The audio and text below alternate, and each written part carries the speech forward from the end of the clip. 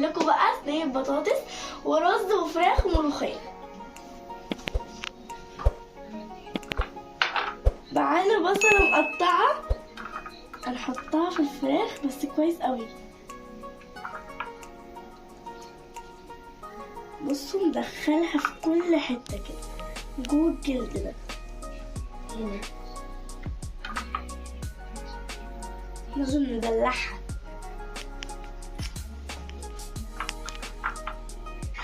لازم ندلعك يا فرخه، احنا بعد كده هناكلك بقى.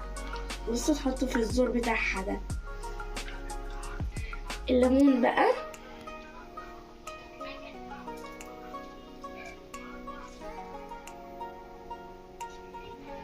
لازم بقى ندخل فيها كده الليمون عشان اهم حاجه بقى ريحتها تبقى حلوه.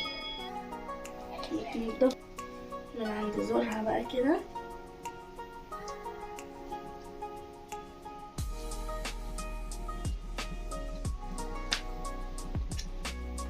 من جوه كده. طبعا هندخله جوه بس طبعا نغسلها كويس. بعد كده هناخد معلقه بصل من الطبق ده ونخرجه بسيط قوي، وهنبدأ بقى نعمل كده. هناخد حبة صغيرين كده، لازم نعمل لها مساج، نبلعها كده. بصوا كده كده.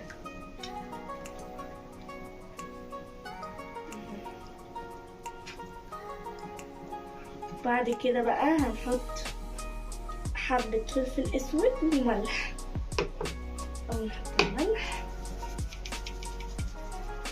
مش كتير بس احنا نحط حبة حلوين. حبة فلفل اسود برضو مش كتير. طبعا انا بحب قوي الفلفل الاسود لانه بيمنع الزفارة خالص من الفراخ، فبحبه قوي.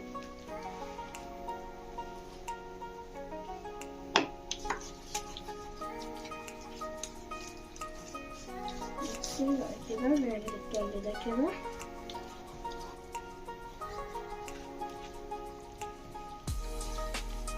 هنسيبها بقى 10 دقايق كده، نرجع لكم تاني. هنحط بقى طرشات كده الليمون.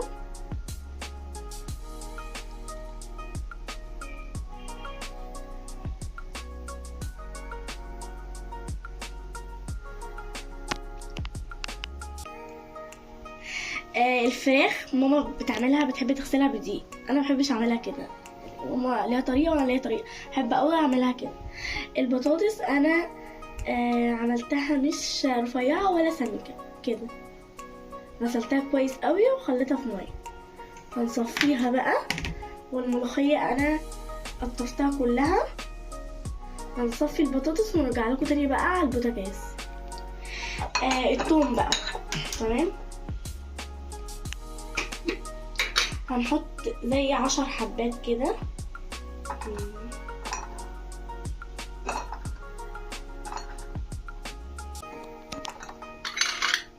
على حسب بقى ما انتوا عايزين كام واحدة. هنحط حبة ملح صغيرين، حبة فلفل اسود برضو صغيرين، مكتروش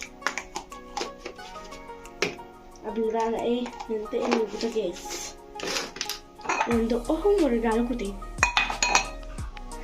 خلصنا بقى التومة دي بتاعت صينية البطاطس مش بتاعت الملوخية، لان الملوخية بتتحط لها كزبرة ناشفة.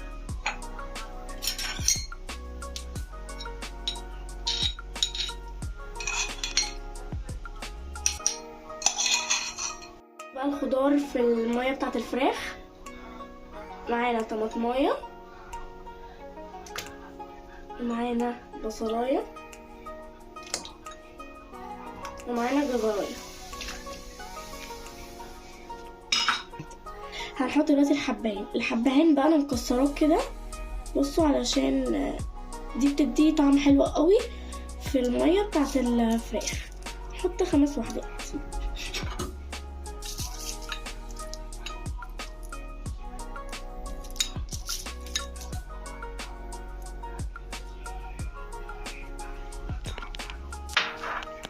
وهنحط ورق لورا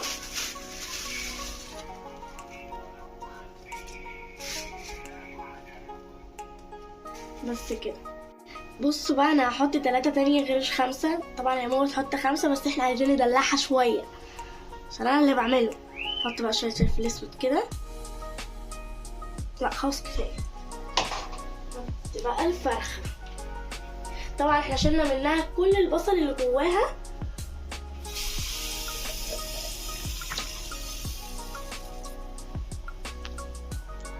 هنحط بقى شويه زيت كده.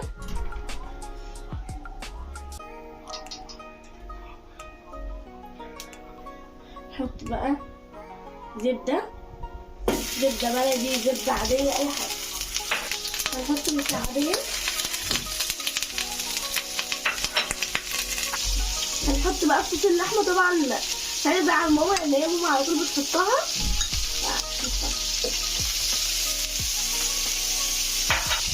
هنقلب بقى كده.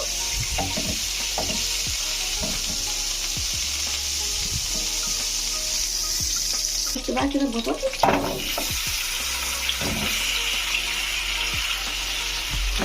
ايه يعني هسيب بقى البتاعه دي كده. انا قطعت الحته اللي هي السودا دي.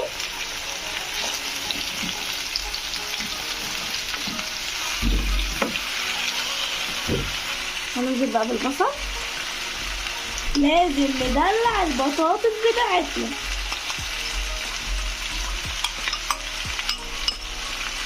ندلع الفرخه ومندلعش البطاطس. نحط بقى الثوم.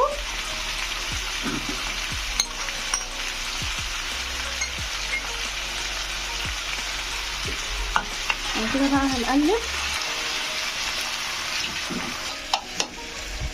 طبعا انا معرفش ماما بتحط قد ايه بطاطس، بس انا بقى عملت الكميه ايه اللي عندي. يعني احلى حاجه بقى اللي انا ايه هفاجئها.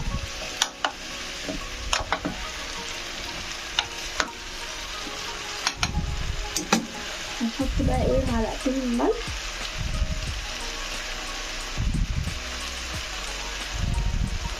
نحط يعني حبة صغيرة في الفلفل، ونحط حبة هنا.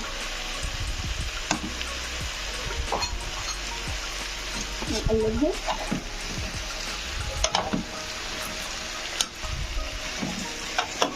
طبعا انا كده بقلب.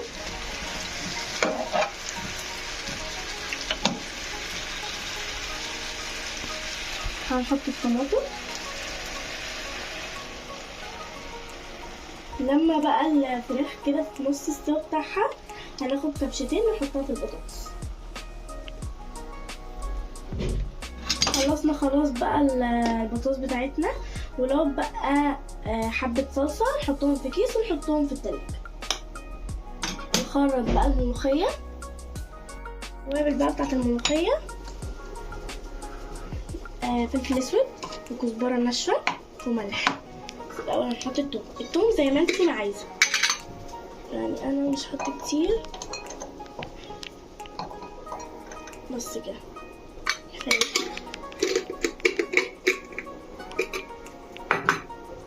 فلفل اسود، كزبرة ناشفة وملح.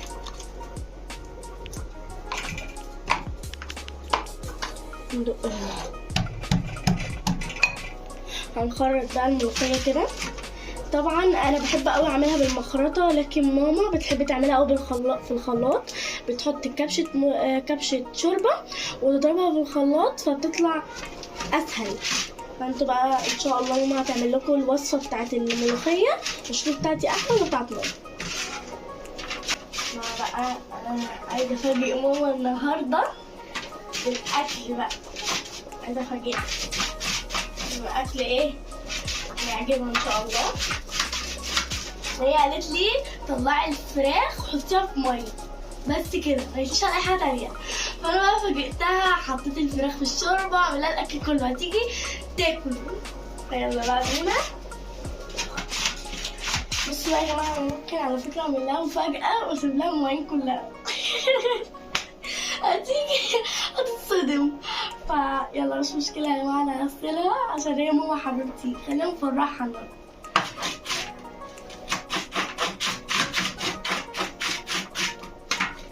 شوربة للملوخية.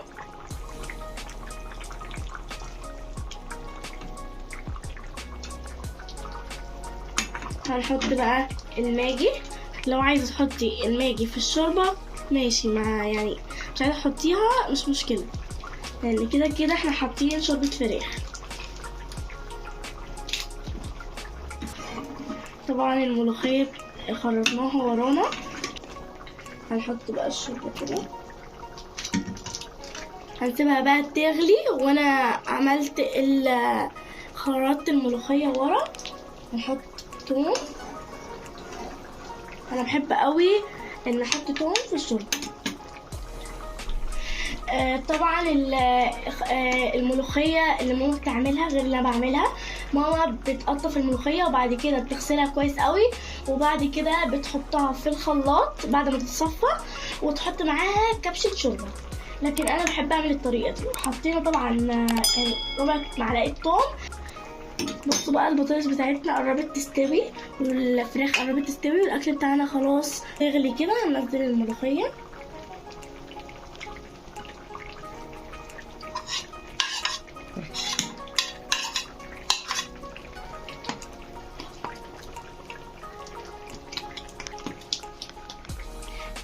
سمنة، حطيت سمنة بلدي هنحطها على النار. رز خلاص.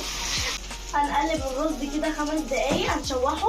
ما تحطيش المية على طول عشان المسام بتاعة الرزاية تقفل معاكي ويطلع معاكي الرز مفلفل على طول. يعني ماما بتقولي كده.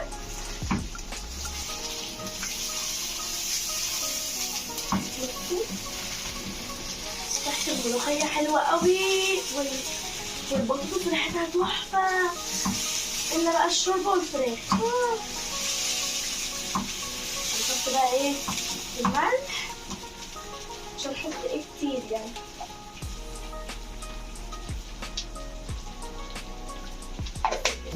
خلاص احنا بنقلب بقى الرز. خلاص كده احنا قلبناه 5 دقايق.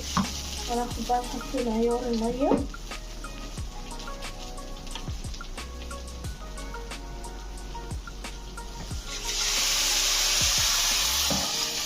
بصوا بقى الرز لما تكونوا كده شايفينه في المية كده المعيار بتاعه كويس. لما بقى الشوربة بتاعتها خلاص تغلي والمية كلها تروح منها، نروح موطين عليه زي الشمعة بالظبط. حط بقى صينية البطاطس في الشواية، والفراخ برضو انا خلاص استوت خلاص وارجع لكم تاني.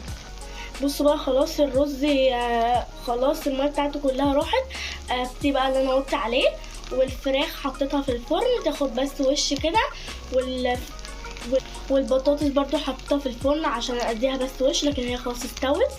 وهغطي بقى الرز وانا خلاص موطيه عليه زي الشمعة.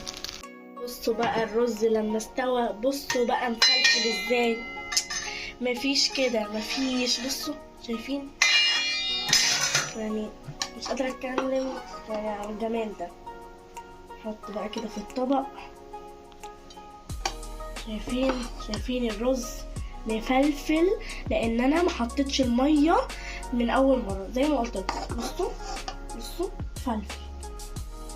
بصوا في شو طبعا انا لازم ان دول الرز لازم يعني لازم. حتى ماما يا جماعه لما تعملوا لازم ادوق لازم. بسم الله.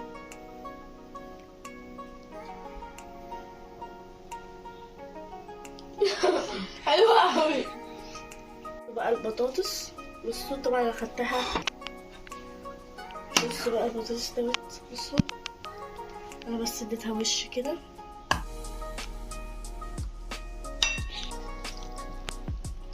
بصوا بقى استوت ازاي. بصوا شايفين.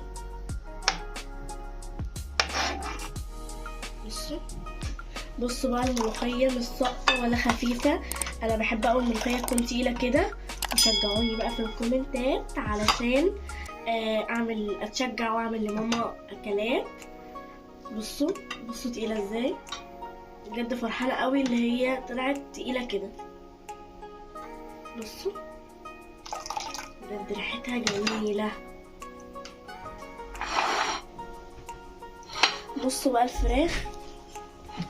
ماما دايما بتحب قوي تعمل اللي هي الرجول بتاعتهم دي بالورق الالومنيوم، فانا عملتها زيها.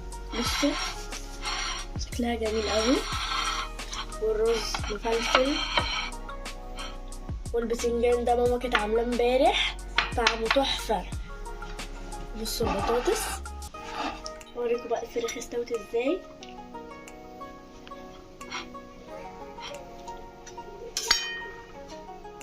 بصوا